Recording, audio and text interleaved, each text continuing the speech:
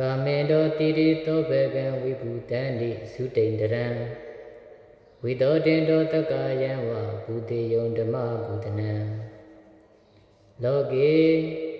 အနုအရင်လူတဲ့ခွင့်၌ပြုခြင်းကဗံပြကြတဲ့ဆန်းလာသောဟောဒီလောကအကြီးရ၌တိရိသောဘေကံအလားအစံတွင်ပရမရန်တင်လာအောင်ခင်စပွဲမင်းစပွဲတင်းတဲလာစွာရောင်းဝါจิตတိအထွေတွေကိုကာမင်တော်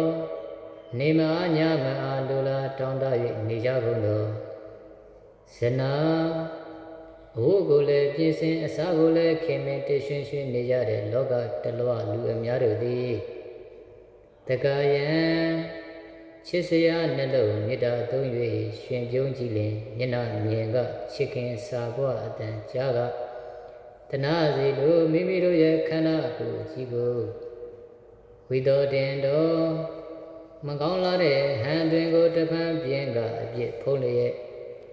အချစ်တို့အဟုတ်ထင်လျက်သို့တင်ရှင်းလင်းကြကုန်ပြည်သည့်ဖြစ်၍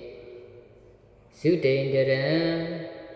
အဖို့ထိုက်တန်ပြိုင်စံဖက်ရှာစိတ်သားစိတ်နှင့်ထိန်သည့်လျက်ကြီးအတည်တည်သောတန်စာတွေကိုဝိဘူတံဒီဤဝါမနောဟရိယသဘောကျလောက်တပွဲချောလာအောင်အပြင်ဘန်းကိုဆင်မြန်းကြကုန်တကဲ့သို့ဧဝမေဝ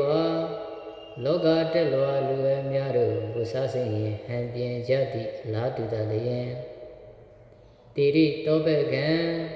30ဘုံအကုန်လွမ်းချုံကောင်းကအုပ်၍အစင်းရုပ်ရည်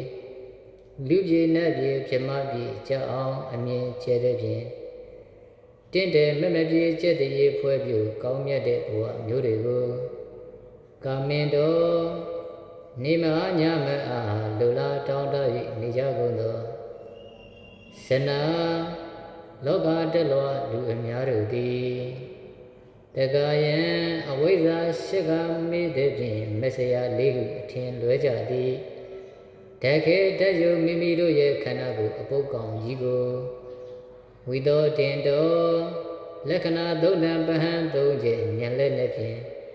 ပယ်ဖြစ်ခုတ်ထွင်သုတ်တင်ရှင်းလင်းကြကုန်ကြည်သည့်ဖြစ်၍ဓမ္မဘူတေနံ